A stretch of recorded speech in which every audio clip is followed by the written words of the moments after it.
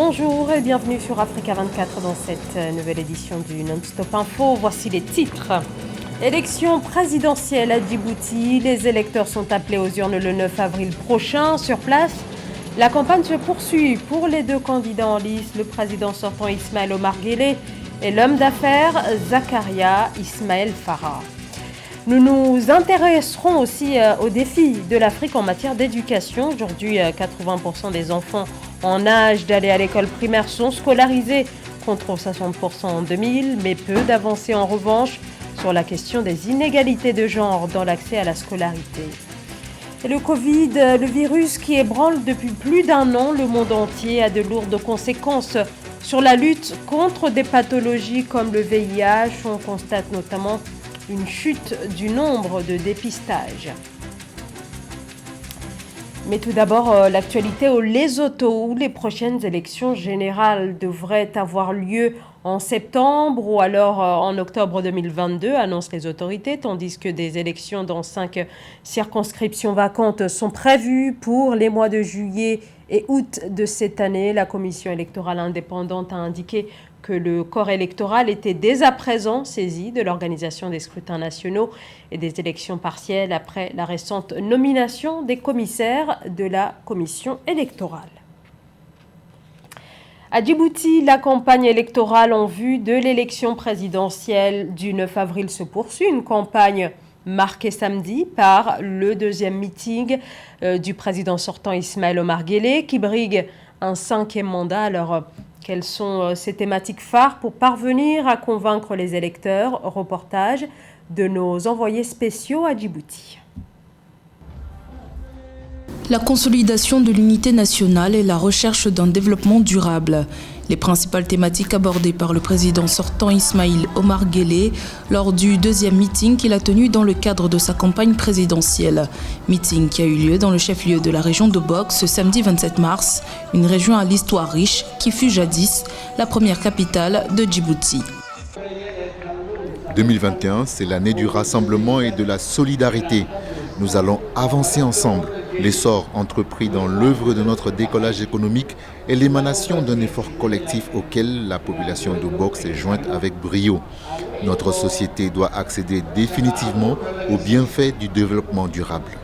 Pour le candidat de l'UMP, le temps est venu d'intensifier les efforts déployés pour achever les chantiers initiés au cours de ses précédents mandats. Son objectif reste le même, décentralisation et développement local. Notre candidat a exprimé dans son discours et dans son programme que dans cette région, nous allons marquer, c'est-à-dire faire le point, afin que cette région soit une région phare de tout ce qui est la mer, la protection de l'environnement, le tourisme et le développement régional. La population et donc le citoyen sont au centre du processus de décentralisation amorcé par le candidat Ismaël Omar Guelleh dans le but d'accélérer le développement de son pays. Et ce dernier entend fournir aux citoyens les outils pour une démocratie locale participative. Et dans cette élection présidentielle, le chef de l'État sortant, Ismaël Omar Guelleh, aura face à lui Zakaria Ismaël Farah, un homme d'affaires qui préside le mouvement pour le développement et l'équilibre de la nation djiboutienne. Reportage de nos envoyés spéciaux à Djibouti.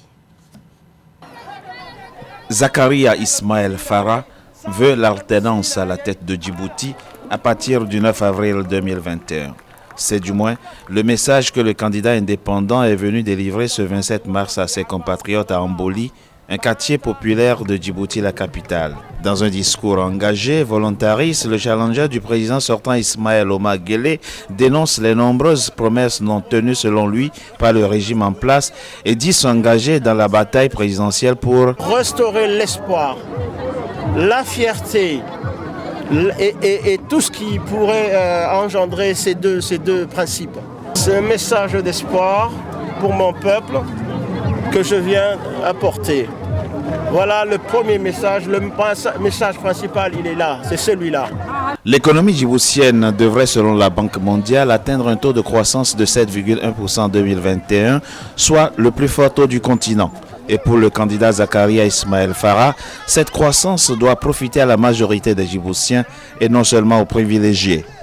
La croissance est là, La Banque mondiale dit que la croissance de notre pays est en première par rapport à la reste de l'Afrique, mais 90% de notre peuple y manque. Alors nous allons les intégrer maintenant. Après Amboli, Zakaria Ismaël Farah veut aller conquérir les électeurs de Obok, Tadjoura, Balbala et les autres villes du pays avec la même ferveur et la même conviction, devenir le prochain président de Djibouti dès le soir du 9 avril 2021. Dans l'actualité également, l'Érythrée qui accepte de retirer ses troupes du Tigré. Une annonce qui intervient quelques jours après que le Premier ministre éthiopien Abiy Ahmed ait admis que des militaires érythréens avaient combattu dans le Tigré, la région du nord de l'Éthiopie, déchirée par un conflit entre troupes pro-gouvernementales et combattants locaux. Depuis le début du conflit en novembre 2020, les combats ont fait plusieurs milliers de morts et des centaines de milliers de déplacés.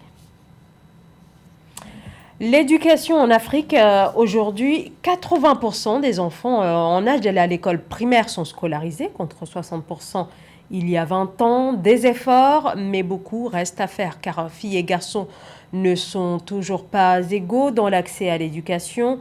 Sur cette question des inégalités de genre dans l'accès à l'école, nous nous sommes penchés aujourd'hui sur la situation au Rwanda. Reportage de notre correspondant, Fraterne Ndakaisenga.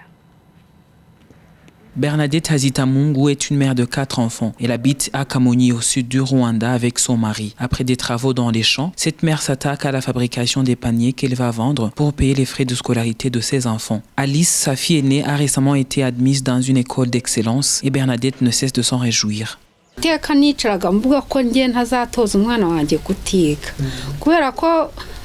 Je n'ai pas eu la chance d'aller à l'école car mon père ne l'acceptait pas. Quand je me suis mariée, j'ai juré de tout faire pour prendre mes petits-enfants à l'école, même les filles, car je ne veux pas qu'ils ratent leur chance. J'ai vu combien les femmes de mon âge qui sont allées à l'école se sont développées dans la vie et j'aimerais que ma fille puisse en faire autant. Longtemps marginalisées par la société, les jeunes filles avaient eu du mal à intégrer les écoles, forcées à rester à la maison. Aujourd'hui, même dans les villages reculés, les filles peuvent aller à l'école et certaines d'entre elles choisissent de poursuivre des carrières scientifiques longtemps réservées aux hommes.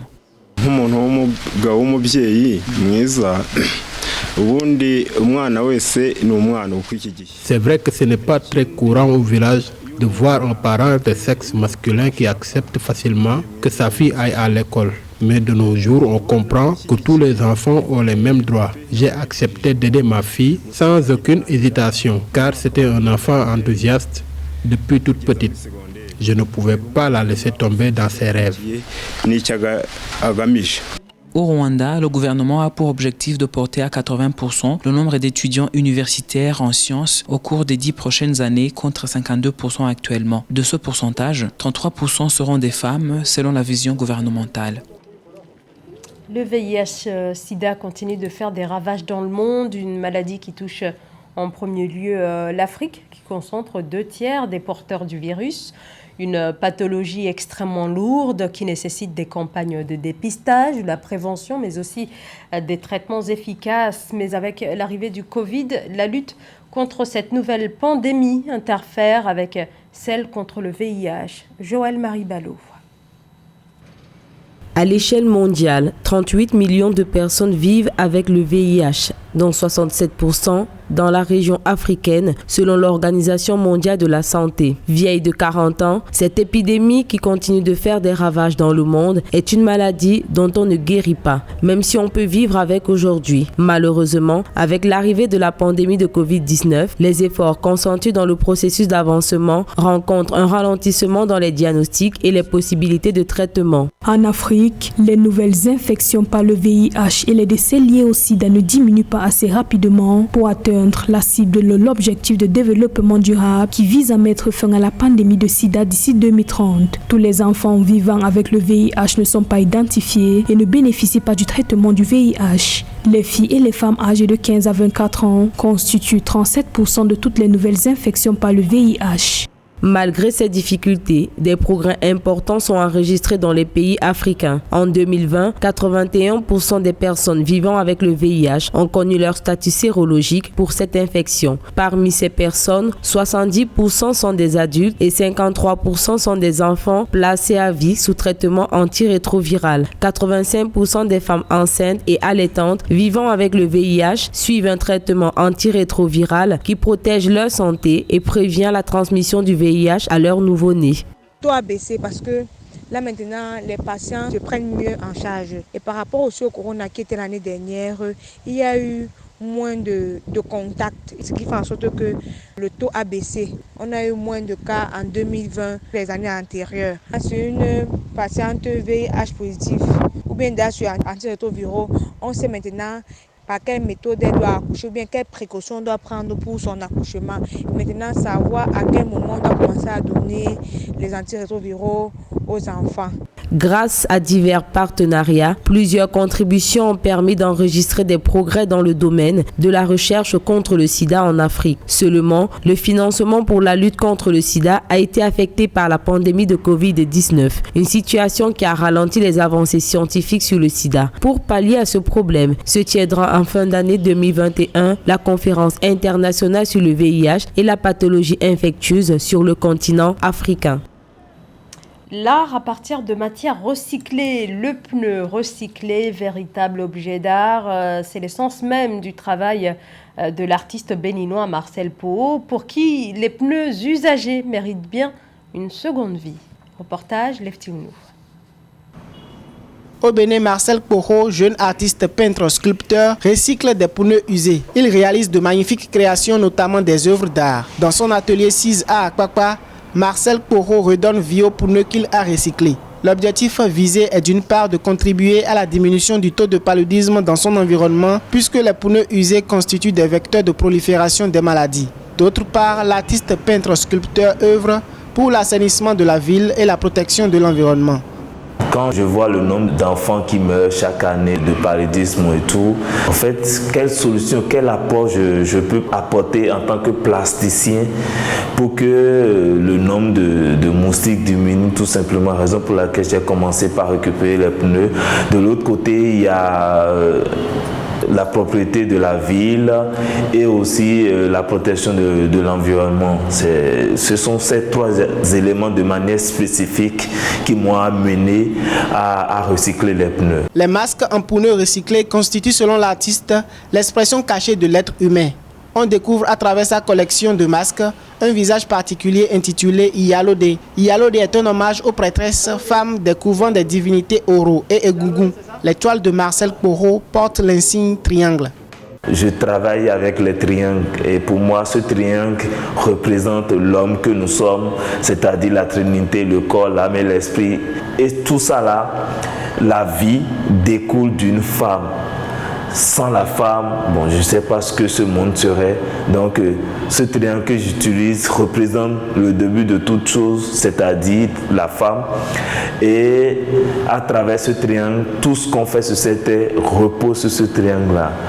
Et commencer dans un domaine, travailler et avoir un résultat, c'est ces 3 points. Et ces 3 points représentent ce triangle-là. Titulaire d'une licence en statistique, Marcel Poho a décidé de se consacrer à l'art plastique en 2017. Les œuvres d'art de l'artiste sont disponibles dans les collections internationales.